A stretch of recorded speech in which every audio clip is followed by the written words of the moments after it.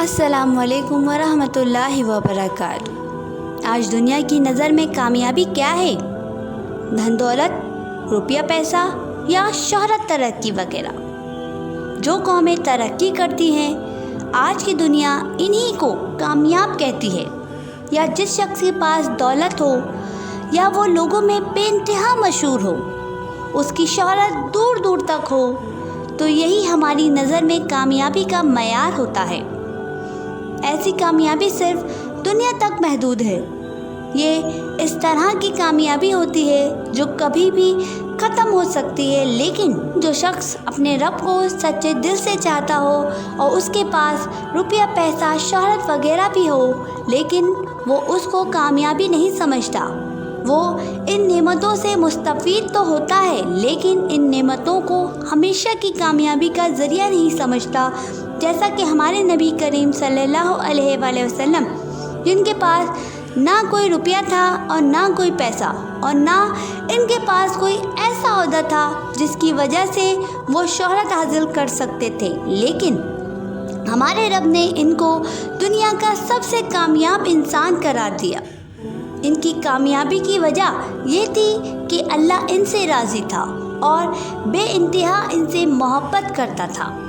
اللہ تعالیٰ نے اپنے نبی سے محبت کا اظہار کئی موقعوں پر کیا، اس لیے اور اسی وجہ سے وہ دنیا اور آخرت کے سب سے کامیاب انسان ہیں۔ آپ کے دور میں بڑے بڑے سردار ابو جہل اور ابو لہب وغیرہ، جو اس وقت کے کامیاب ترین انسان سمجھے جاتے تھے، لیکن اللہ کی نظر میں وہ بدترین انسان تھے، کیونکہ انہوں نے اپنا سب کچھ اس دنیا کو سمجھا تھا۔ ان کی نظر میں رب کچھ نہیں تھا اور ان کو آخرت پر یقین نہیں تھا۔ یہی وجہ ہے کہ وہ جہنم میں داخل کر دیے گئے۔ اسلام میں کامیابی کا معیار اللہ کی رضا ہے۔ جس سے اللہ راضی ہو وہ دنیا کا سب سے سکسیسفل انسان ہے، چاہے وہ اس دنیا میں کسی جھوپڑی میں ہی رہتا ہو، چاہے اس کے پاس کھانے کو بھی کچھ نہ ہو اور اسے دنیا میں کوئی بھی نہیں جانتا ہو، پھر بھی اگر اللہ اس سے راضی ہے اور اس نے اپنے رب کو منا رکھا ہے، اور وہ جس حال میں بھی ہو اپنے رب کا شکر کرتا ہو، اس کی زندگی میں کتنی ہی تکلیفیں کیوں نہ آ جائے، اس کے منہ سے کبھی بھی شکایت کے الفاظ نہیں نکلتے ہو، اور وہ اپنے رب کو ہمیشہ راضی رکھتا ہو، وہی شخص اصل کامیاب ہے۔ کسی کی شہرت کو دیکھ کر یہ نہیں سمجھنا چاہیے کہ یہ کامیاب ہے، کیونکہ اس کی کامیابی کو ایک دن زوال ضرور ہوگا، لیکن جس شخص نے اپنے رب کو راضی کر کے رکھا، اللہ کا راضی ہونا یہی ہمیشہ کی کامیابی ہے۔ جیسے فرعون، جس نے بہت ہی شہرت حاصل کی تھی، دنیا اسے کامیاب ترین سمجھتی تھی، لیکن وہ اپنے رب کا نافرمان تھا۔ اسی چیز نے اسے برباد کر دیا اور اسے جہنم میں دھکیل دیا۔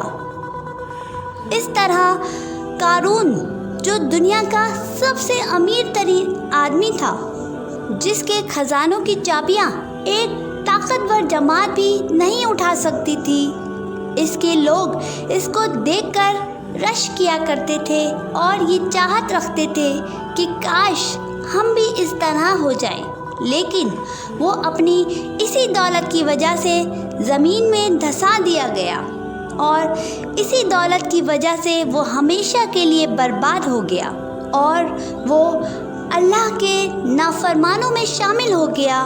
اور موسیٰ علیہ السلام، جو اس وقت کے مسکین ترین شخص سمجھے جاتے تھے، جن کو فرعون یہ طعنے مارتا تھا کہ یہ اللہ کے نبی ہیں تو ان کے ہاتھوں میں کنگن کیوں نہیں، لیکن اللہ کی نظر میں موسیٰ علیہ السلام اتنے کامیاب تھے کہ اللہ انہیں کوہ طور پر بلا کر کلام کیا کرتا تھا، اور اللہ کی نظر میں ان کا بہت بڑا مقام تھا۔ یہی ان کی اصل کامیابی تھی۔ اسی لیے ہم لوگوں کو چاہیے کہ اپنے رب کو راضی کریں، ہر وہ کام کریں کہ جس سے ہمارا رب ہم سے خوش ہو اور ہم اس کی نظر میں اہم ترین بن جائیں، تو یہی اصل کامیابی ہے۔ اس طرح ہم ہمیشہ کے لیے کامیاب انسان بن سکتے ہیں۔ آپ سب سے اب اجازت چاہوں گی۔ اللہ حافظ۔